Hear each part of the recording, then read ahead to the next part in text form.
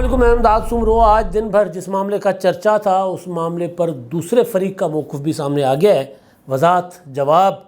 یا خوفزدہ ہو کر بیان جاری کر دیا گیا ہے۔ معاملہ آرمی چیف کے خلاف یا ان کو دھمکیاں دینے اور ان کو راستے سے ہٹانے یا ان کے اوپر حملہ کرنے کی جو باتیں سامنے آئی تھیں اس پر وزیر اعظم نے اپنا موقف دے دیا تھا۔ تو اب دوسرا فریق جس پر الزام لگا ہے انہوں نے بھی لب کشائی کی ہے، انہوں نے بھی وہ جو اپنا موقف سامنے لے کر آ گئے۔ اور دوسرا معاملہ ہے ایک انکشاف کا، ایک اختلاف کا، اور اختلاف جو ہے وہ ہے حکمران اتحاد کے اندر۔ حکمران اتحاد PDM، اس میں پیپلز پارٹی اور مسلم لیگ نون تو آپس میں مختلف معاملات پر آمنے سامنے آتی رہی ہیں، لیکن جو حکمران اتحاد کا سب سے بڑا اتحاد ہے، یعنی اتحاد اور اس کے اندر اتحاد ہے نا، PDM میں مسلم لیگ نون، مولانا فضل الرحمان اور دیگر ان کی اتحادی جماعتیں ہیں۔ پیپلز پارٹی اور عوامی نیشنل پارٹی یا BAP وہ PDM کا حصہ نہیں ہے۔ تو PDM کے اندر معاملات گڑبڑ ہوتے جا رہے ہیں، اور وہ بھی ظاہر ہے مولانا فضل الرحمان صاحب جو سربراہ ہیں PDM کے، انہوں نے اپنا جو اختلاف ہے یا ان کو جو تحفظات ہیں وہ انہوں نے کھول کر سامنے رکھ دی ہیں، اور وہ بھی نواز شریف صاحب کے اوپر۔ نواز شریف صاحب نے جو کچھ کیا اس پر مولانا فضل الرحمان صاحب کو رنج ہے، تکلیف ہے، جس کا انہوں نے اظہار کیا ہے۔ اور ظاہر ہے اس اظہار کے پیچھے جو چیزیں ہیں وہ بھی بڑی اوبیس ہیں، سیاسی معاملات ہیں۔ کیوں نواز شریف صاحب کے اوپر مولانا فضل الرحمان صاحب نے اس وقت، اس گھڑی جب معاملات حکومت کے خاتمے کی طرف بڑھ رہے ہیں، ظاہر حکومت نے ختم ہونا ہے 10 اگست کو، 8 اگست کو اسمبلی مدت پوری کرنے جا رہی ہے، تو اچھا اتحاد چلا، بڑا اپنا کیا کہتے ہیں بھرپور نمونے سے مولانا فضل الرحمان صاحب نے حکومت کا دفاع کیا ہر جگہ، سوائے ایک نقطے پر کہ عمران خان کے خلاف کارروائی کیوں نہیں کی جا رہی، اس پر انہوں نے اپنی حکومت کو تنقید کا نشانہ بنایا۔ لیکن باقی معاملات تھے، اگر سپریم کورٹ جو ہے انہوں نے اپنا ایک قانون سازی تھی، یا پھر پنجاب اسمبلی کے انتخابات تھے، اس معاملے پر سپریم کورٹ کا جو کردار تھا، اور خاص طور پر پنجاب اسمبلی کے انتخابات کے معاملے پر جو تاریخ رکھی گئی تھی، آخری تاریخ، اس کے بعد کوئی تاریخ آئی نہیں ہے، تو اس پر مولانا فضل الرحمان صاحب نے کال دی تھی، احتجاج کی اور سپریم کورٹ کے باہر سامنے جا کر دھرنا دینے کی۔ تو اس دن پھر عدالت نے سماعت کر کے اور کوئی بغیر کسی فیصلے کے معاملہ تاریخ پر چھوڑ دیا۔ تو بڑا بھرپور کردار تھا اس معاملے میں مولانا فضل الرحمان صاحب کا، بلکہ چیف جسٹس صاحب نے بھی کہا تھا کہ جی یہ اب اگر دھرنوں کے ذریعے عدالتوں سے فیصلے لیے جائیں گے تو پھر تو انصاف نہیں ہو سکے گا۔ حالانکہ عمران خان صاحب دھرنوں کے ذریعے ہی فیصلے لے کر وزیر اعظم بنوائے گئے تھے۔ دھرنا 2014 کا، پھر لاک ڈاؤن اسلام آباد 2016 کا، پھر لاک ڈاؤن میں کہا گیا تھا کہ جی آپ آ جائیں نا پاناما کا مقدمہ لے کر سپریم کورٹ میں، وہ جو درخواست عدالت کے دروازے سے ہی واپس کر دی گئی تھی، اندر نہیں داخل ہونے دیا گیا تھا اس درخواست کو، کہا گیا کہ یہ درخواست دوبارہ واپس لے کر آ جائیں، ہم ہیں نا، گڈ ٹو سی یو، آ جائیں۔ کھوسا صاحب نے کہا تھا، اپنا اس وقت جو آصف سعید کھوسا صاحب چیف جسٹس تھے انہوں نے، تو اس وقت تو یہ تھا، اور کہ دھرنے والے کو پذیرائی ملتی تھی۔ تو مولانا صاحب نے کہا کہ جناب آپ جو زبان سمجھتے ہیں ہم آپ کو اسی زبان میں سمجھاتے ہیں۔ تو پھر یہی کیا تھا مولانا فضل الرحمان صاحب نے، جا کر دھرنا دے کر بیٹھ گئے تھے سپریم کورٹ کے سامنے، اور کچھ گھنٹوں کے بعد ہی عدالت نے کہا کہ جی ہم الیکشن کی کون بات کر رہے ہیں، ہم نے فیصلہ دے دیا، آپ نے اس پر عمل کرنا ہے، آپ کی مرضی، نہیں کرنا آپ کی مرضی، ہم اس پر توہین عدالت نہیں کر رہے۔ خطرہ یہ تھا کہ وزیر اعظم کو توہین عدالت کے ذریعے گھر بھیجا جائے گا، ایک اور وزیر اعظم چھٹی پر بھیج دیے جائیں گے۔ تو اتنا تگڑا کردار رہا مولانا فضل الرحمان صاحب کا۔ لیکن اب مولانا صاحب جو کچھ ڈیولپمنٹس ہوئی ہیں دبئی میں، میل ملاقاتیں ہوئی ہیں، اس کی مولانا صاحب کو کانوں کان خبر نہیں پہنچی، کسی نے نہیں بتایا، پوچھا تک نہیں کہ مولانا صاحب آپ بھی اتحادی ہیں۔ ظاہر ہے پوچھنا نواز شریف صاحب نے تھا، مسلم لیگ نون نے پوچھنا تھا، وزیر اعظم شہباز شریف صاحب نے پوچھنا تھا کہ جی آپ ہمارے اتحادی ہیں، اور خیر شہباز شریف صاحب تو ان ملاقاتوں میں تھے نہیں، مریم نواز صاحبہ نے پوچھنا تھا۔ جو عید سے پہلے دبئی میں ایک ہفتہ بڑا گرم رہا، وہاں پر خبریں آتی رہیں کہ جی آصف زرداری اور نواز شریف کی ملاقات، بلاول بھٹو کو بھی بلا لیا گیا، مریم نواز کو بھی بلا لیا گیا، اور ان ملاقاتوں میں سیٹ ایڈجسٹمنٹ ہو رہی ہے، اور پاور شیئرنگ فارمولہ طے ہو رہا ہے کہ جو کابینہ اپنا کابینہ کیا کہ وہ نگران حکومت میں کس کا کتنا حصہ ہوگا، یہ پاور شیئرنگ ہو رہی ہے۔ آصف زرداری نے مانگا ہے کہ جناب ہمیں پنجاب میں سیٹیں دے دیں، نواز شریف نے انکار کر دیا، ساری چیزیں۔ تو ظاہر ہے جب مولانا فضل الرحمان صاحب کو جو ہوتے ہیں یہ اپنا کنسرن لوگ، جب انہوں نے کچھ نہیں بتایا ہوگا کہ ملاقاتوں میں کیا ہوا ہے، تو پھر مولانا صاحب کو بھی تو ذرا تذبذب، بے چینی اور پریشانی تو ہوئی ہوگی کہ بھئی جن کی خاطر ہم نے دھرنے دیے، جن کی خاطر ہم نے ہر طاقتور سے ٹکرایا، اب وہ ہمیں پوچھتے تک نہیں ہیں۔ نواز شریف صاحب کی بات ہو رہی ہے۔ مولانا صاحب نے پشاور میں صحافیوں کے ساتھ کی گفتگو، اس میں ان سے پوچھا گیا دبئی کے بارے میں، تو انہوں نے کہا کہ جی مسلم لیگ نون پی ڈی ایم کا حصہ ہے، دبئی میں ملاقاتوں پر اعتماد میں نہیں لیا گیا، اتنا بڑا قدم اٹھانے پر ہم سے مشاورت نہیں کی گئی، یہ سوال میرے ذہن میں ہے۔ یعنی میں سوال نواز شریف صاحب سے پوچھوں گا، یہ سوال میں مریم نواز صاحبہ سے پوچھوں گا۔ اب کیونکہ میڈیا جو رپورٹ کر رہا ہے، ظاہر ہے مولانا فضل الرحمان صاحب کو تو اس وجہ سے رنج ہوگا نا، تکلیف ہوگی کہ بھائی یہ سارے معاملات آپ آپس میں ہی اب طے کیے جا رہے ہیں، اگلی حکومت کس کی ہوگی، صدر کون ہوگا، وزیر اعظم کون ہوگا۔ یہ تک خبریں آئیں کہ جناب صدر آصف زرداری، وزیر اعظم نواز شریف، یا پھر شہباز شریف وزیر اعظم تو آصف زرداری صدر، یہ تک خبریں آتی رہی نا، اس طرح کے ٹاک شوز میں بھی گپ شپ ہوتی رہی، سارا کچھ۔ میں نے آپ کو وہ خبر دی تھی جو اس ساری چیزوں سے ہٹ کے تھی۔ ظاہر ہے مولانا فضل الرحمان صاحب تو جو مین اسٹریم میڈیا میں خبریں چلتی ہیں انہی کی وجہ سے رنج میں ہوں گے نا، انہی کی وجہ سے ان کے ذہن میں سوال ہوں گے کہ اچھا تو اس کا مطلب ہے کہ اگلا جو بنے گا سیٹ اپ اس میں مولانا کو پوچھا ہی نہیں جائے گا، اینڈ میں مولانا صاحب کو کہا جائے گا کہ جی اچھا جی آپ کے لیے ہم نے یہ حصہ رکھا ہے، آپ یہ لے لیں۔ اچھا اب ہمارے ساتھ ایسا ہوگا، کیونکہ مولانا صاحب کو خیبر پختونخوا میں تو جس طرح ان کو شیئر ملا ہے، وہ گورنر اپنا اور ساری حکومت وہاں پر مولانا فضل الرحمان صاحب کی چل رہی ہے، تو مولانا صاحب نے یہ سمجھا ہوگا کہ یار اگر مجھے انہوں نے کے پی کے میرے حوالے کر دیا ہے تو ہو سکتا ہے کہ جو قومی اسمبلی ٹوٹنے کے بعد جو نگران حکومت ہوگی مرکز میں، وہاں ہمارا شیئر ہی نہیں ہوگا۔ مولانا فضل الرحمان صاحب تو سندھ میں بھی دعوے دار ہیں، وہ سمجھتے ہیں کہ سندھ میں بھی ان کو شیئر ملنا چاہیے۔ سندھ میں پیپلز پارٹی کے بعد اگر کوئی پولیٹیکل پارٹی تگڑی ہے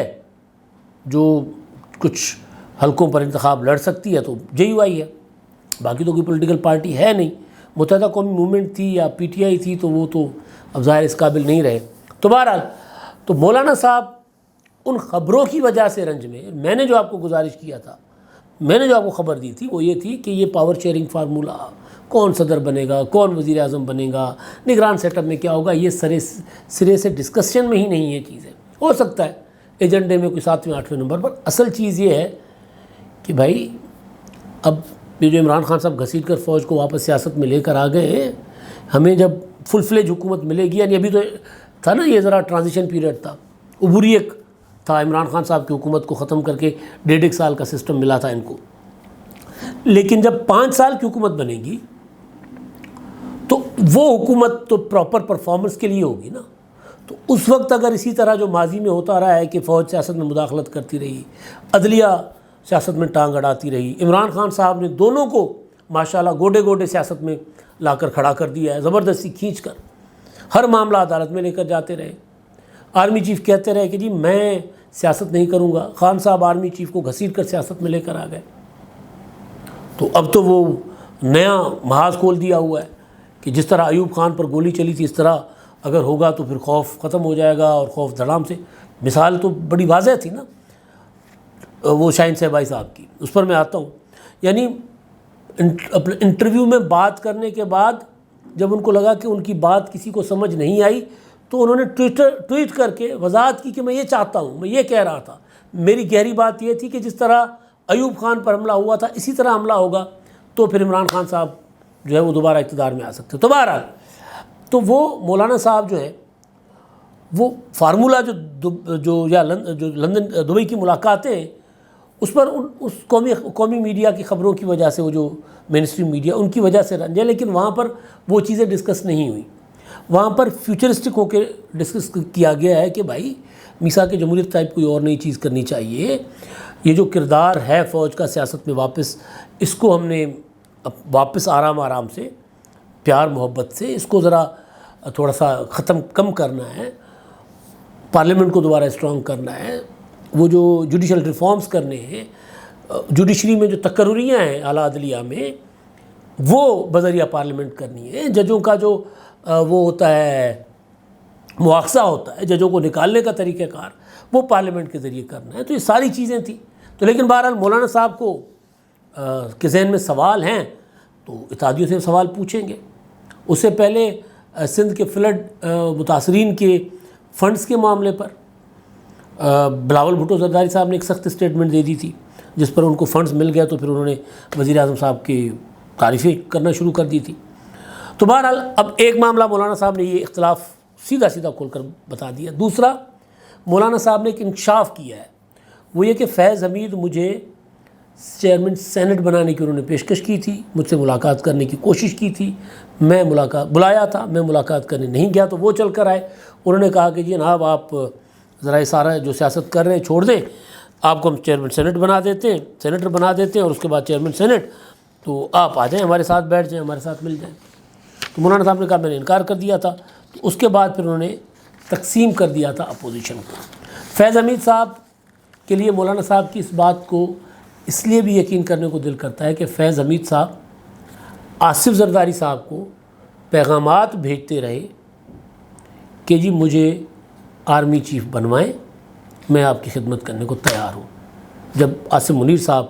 آرمی چیف بنے نا، اس سے پہلے جو لابنگ چل رہی تھی، کوئی کہتا ہے ساحر شمشاد بنیں گے،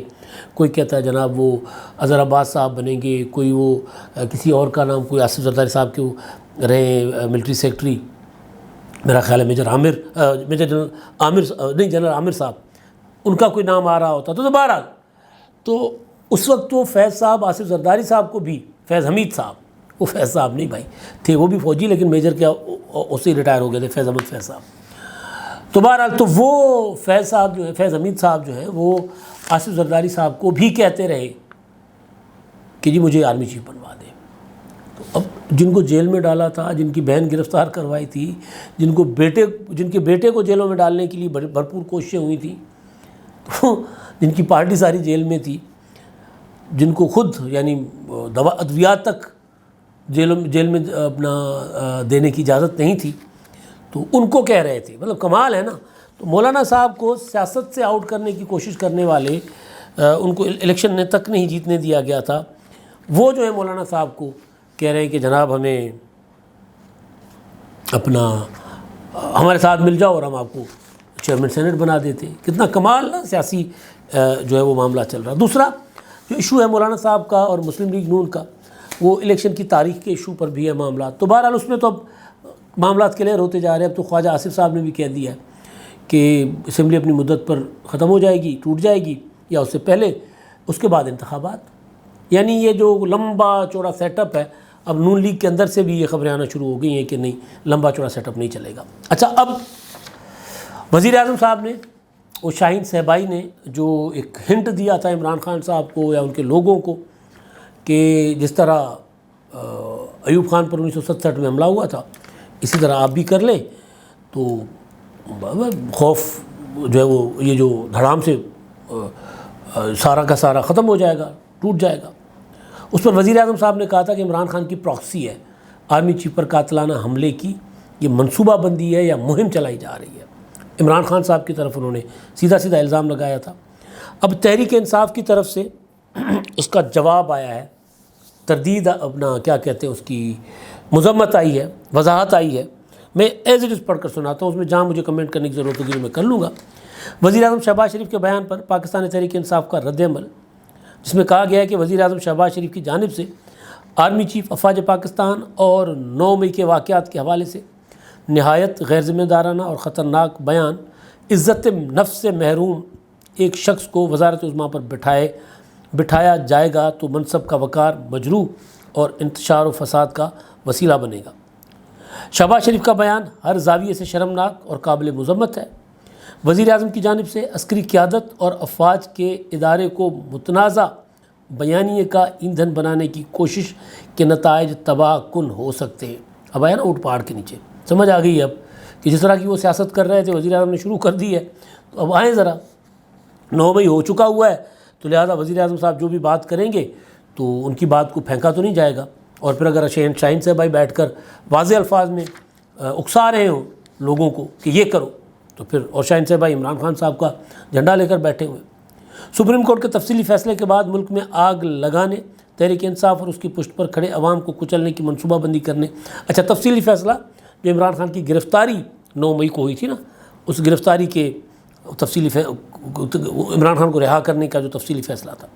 یعنی ان کو گرفتاری کو غیر قانونی قرار دینے کا جو تفصیلی فیصلہ، سپریم کورٹ کے تفصیلی فیصلے کے بعد ملک میں آگ لگانے، تحریک انصاف اور اس کی پشت پر کھڑے عوام کو کچلنے کی منصوبہ بندی کرنے والے کردار پوری طرح ننگے ہو کر عوام کی عدالت میں کھڑے ہیں۔ فہم و فراست سے محروم شخص قوم کو بتائے کہ 9 مئی کے واقعات کی کس سطح پر آزادانہ تحقیقات کی گئی۔ کٹھ پتلی وزیر اعظم بتائے کہ چیئرمین تحریک انصاف کی ہائی کورٹ کی عمارت سے غیر آئینی اور غیر قانونی گرفتاری کا حکم کس نے دیا۔ وزارت عظمیٰ کے منصب پر بیٹھا یہ غیر سنجیدہ شخص جواب دے کہ پاکستان کی سب سے بڑی جماعت کے سربراہ اور مقبول ترین قومی قائد کے خلاف غیر قانونی اور غیر آئینی اقدامات کا ذمہ دار کسے ٹھہرایا جائے۔ شہباز شریف بتائے کہ چیئرمین عمران خان پر قاتلانہ حملے اور 9 مئی کے واقعات کی آزادانہ تحقیقات کیوں نہیں کروائی جا رہی۔ ریاستی جھوٹے بیانیوں اور شہریوں کے خلاف طاقت کے اندھے استعمال سے نہیں سچ کی آبیاری سے اور قانون کی بالادستی سے عروج پاتی ہیں۔ کٹھ پتلی وزیر اعظم آئین و قانون کے وحشیانہ خون اور ملک و قوم کے مستقبل کو داؤ پر لگا کر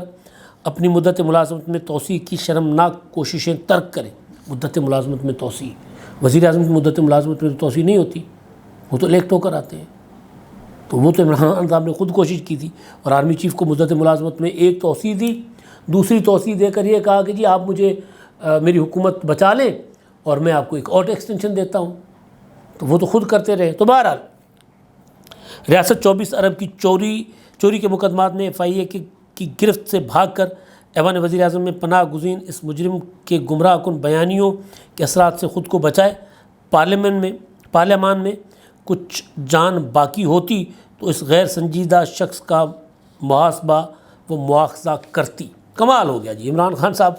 کٹھ پتلی کہہ رہے ہیں شہباز شریف صاحب کو، یعنی کٹھ پتلی جو کل کے کٹھ پتلی تھے آج کے وزیر اعظم کو کٹھ پتلی کہہ رہے ہیں۔ اب تک کے لیے اتنا ہی، اللہ حافظ۔